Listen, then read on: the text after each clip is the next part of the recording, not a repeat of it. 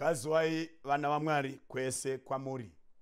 Ndineidi kuti tirikusangana pachinhu 1 chichasara zvimwe zvese kusina, chinonzi vhangeri. Mwari wenyasha nemutsa anochengeta vanhu. Hongu tinoswera tichikorokoza kwese kwatiri, asi chatinochengeterwa naMwari kuziva shoko raMwari rinogadzira vose vachagara naye nekusingaperi. Zvariri iro rakasika nyika ino ndiro zverichavaka, ndo richagadzira nokugadzirira vese vachasangana naJesu Kristu pakuuya kwake. Natiri kutarisa nyaya iyoyo inova ndiyo the everlasting gospel. Jesu anouyazve. Ndo nyaya tiri kuda kutarisa pamharidzo dzose dzichaparidzwa panyika pano. Hakuna mharidzo iri mushonga padambudziko nemisodzi yepasi rino inodarika kuziva kuti Jesu ari kuuyazve. Hakuna office kana workshop ichanyaradza madutu kana mananda erino pasi kusiya kwekuuya kwaJesu Kristu. Hakuna hospital ichagadzira kana kudzivisa extension yekumochari kudarika nyaya inoya inoti Jesu anouyazve. Ndo nyaya toda kutarisa panguva ino. Kana tiri kuverenga mukati meBhaibheri, zvakazarugwa chapter 19 verse 11 to 16, chirungu chiri pano chinoti, "Now I saw heaven opened, and behold a white horse, and he who sat on him was called Faithful and True, and in righteousness he judges and makes war. His eyes were like a flame of fire, and on his head were many crowns. He had a name written that no one knew except himself. He was clothed with a robe dipped in blood, and his name is called the Word of God." Praise God. "And the armies in heaven, clothed in fine linen, white and clean, followed him on white horses." Munhu mukuru afamba ari ega. "Now out of his mouth goes a sharp sword, that with it he should smite and strike the nations, and he himself will rule them with a rod of iron.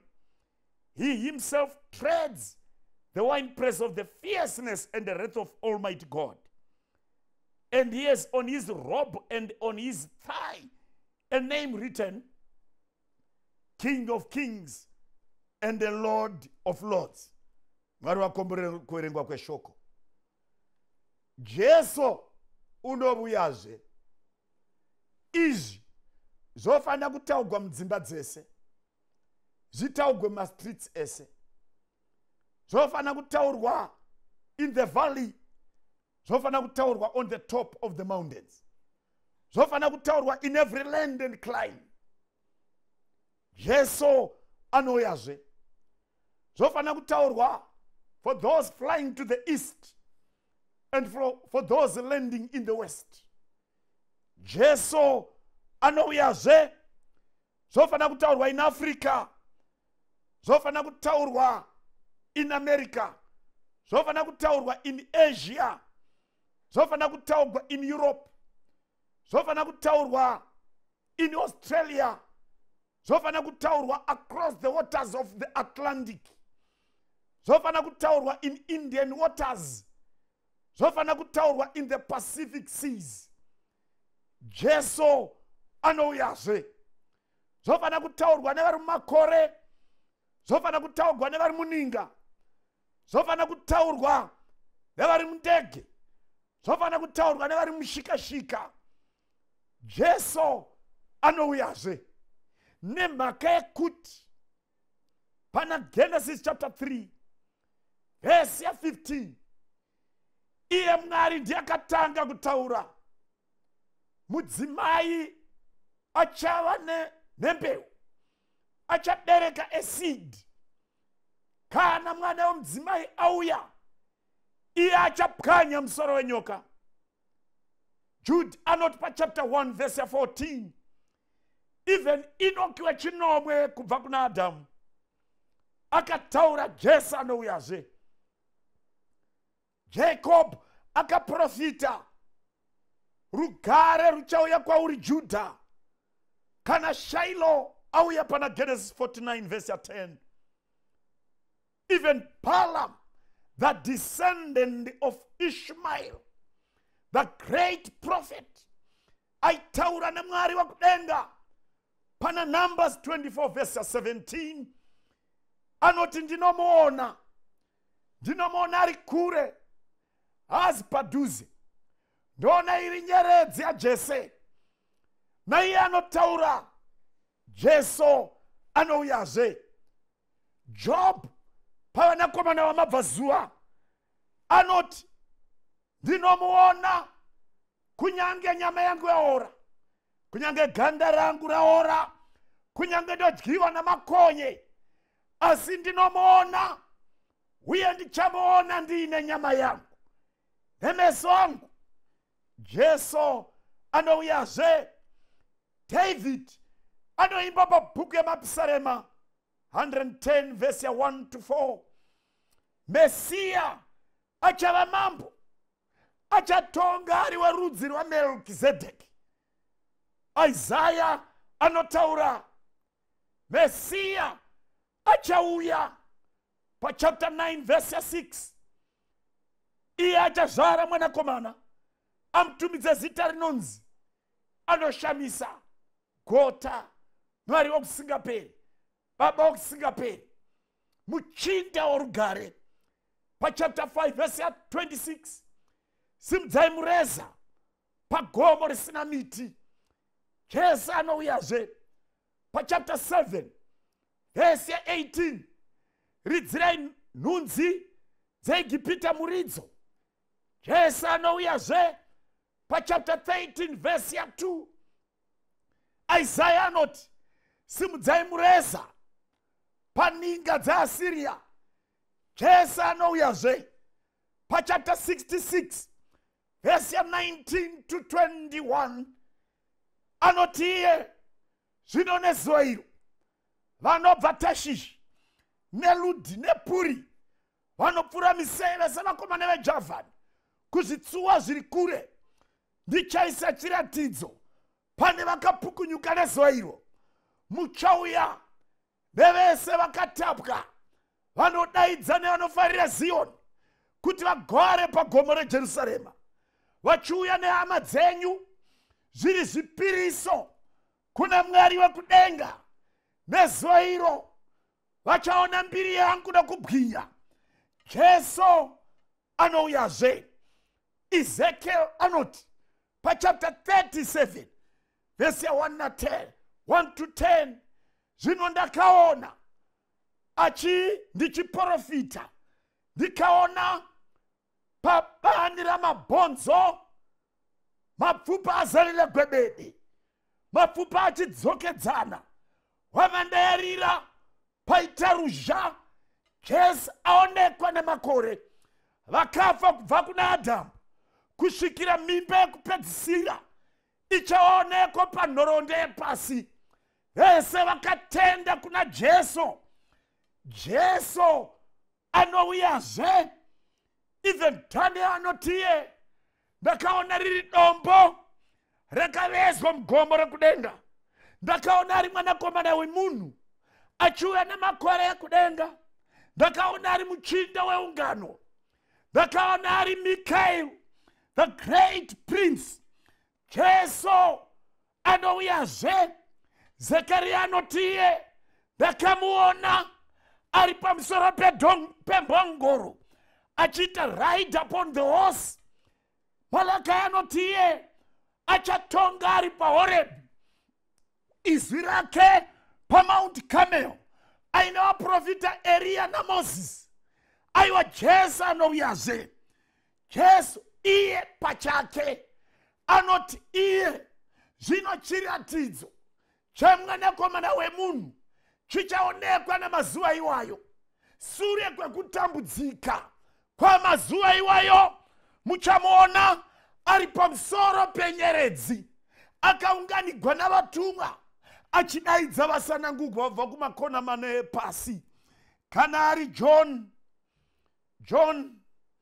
the Revelator anoti iye ndakamuona kwete ari mwanakomana wemunhu bedzi, ndakamuona kwete ari uye akabata nyeredzi nomwe bedzi, ndakamuona kwete ari uye anofamba-famba pazvigadziko zvemwenje bedzi, ndakamuona kwete ari wekutanga newekupedzisira kwezvisikwa zvaMwari bedzi, ndakamuona kwete ari iye akabata munondo unocheka kwose bedzi, ndakamuona kwete ari mwanakomana waMwari bedzi, ndakamuona kwete ari iye ane kii dzaDavid chete, ndakamuona kwete ari iye the Amen, the faithful and the true witness bedzi, ndakamuona kwete ari gwayana rakabayiwa bedzi, ndakamuona kwete ari vhangeri rinokunda bedzi, ndakamuona kwete ari gwayana rakagara pachigaro bedzi, ndakamuona kwete ari pakati pevazhinji vasingagoni kuverengwa bedzi, ndakamuona kwete ari the pax of heaven, the peace of heaven bedzi, ndakamuona kwete ari the conquering Michael bedzi, ndakamuona kwete ari gwayana rine 144,000 bedzi, ndakamuona akagara pamusoro pebhiza jena.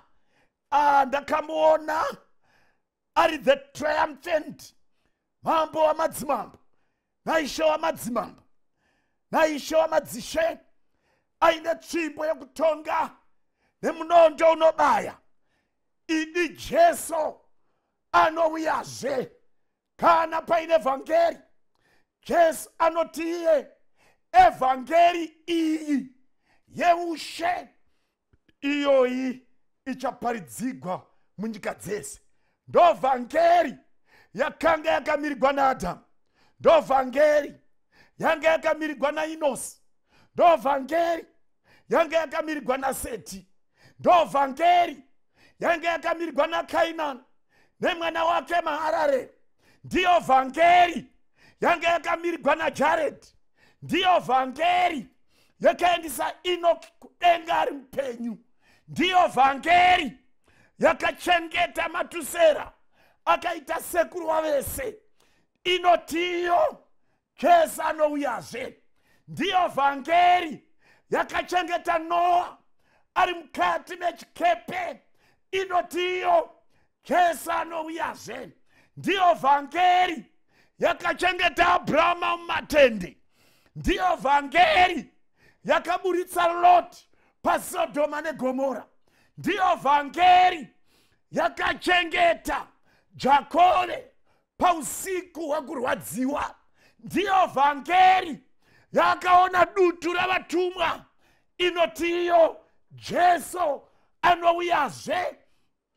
Dzimwe dzese vhangeri ingano zvadzo. There is one gospel. Inzwa mwanakomana nemwanasikana waMwari, kutenda zvese. Tenda kuna Jesu akauya ari kudzokazve, anoti ndinoenda asi ndichadzoka. Iri evhangeri. Miti ingaoma, uswa hungasvava, asi shoko iri haridzimi kusvika hwamanda yarira. Mwari vakukomborere paunogadzirira kusangana naJesu. Ngatidzore uso hwedu tinamate. Baba wekudenga, muzita raJesu toda kukutendai. Nyika ino yasakara sengu, nyika ino yakupwa, nyika ino yakuparika yoita chena. Kune chinhu 1 chasara iri tariro, kudzoka kwaishe namuponesi wedu Jesu Kristu. Nesu tine tariro iyi, tichengetei patariro iyi inova sungano yeropa nesungano yavatsvene. Tine kudayira sekwaive nevapatriarchs nemaprofets, kwaive nemadzibaba nevaprofita nevaapostora nemareformers, kuti Jesu anouyazve. Nazvino takatarira pakurira kwehwamanda, pachapera misodzi nenzizi dzeropa. Nyasha dzamuponesi wedu Jesu dzive navose vane kudayira uku. Muzita raJesu tinonamata, amen. Rukariro ulo rangu rusimbire kuna Kristu, andidawiri nemunu asimuzita ra Jesu. Dinamira kuna Jesu, ndiye dombaneyo yangu, shimwe ndichanyura zangu, kuti awigwa ngedima, tsitsi dzake ndogarira, mumwepo huru yesimba, ruwako rwake ndobata. Ndinomira kuna Jesu, ndiye domboneyo yangu, shimwe ndichanyura zangu. Chirangano chake icho nechitsidzo cheroparo, zvinondipa rusimbiro pakati pemadambudzo. Ndinomira kuna Jesu, ndiye domboneyo yangu, shimwe ndichanyura zangu.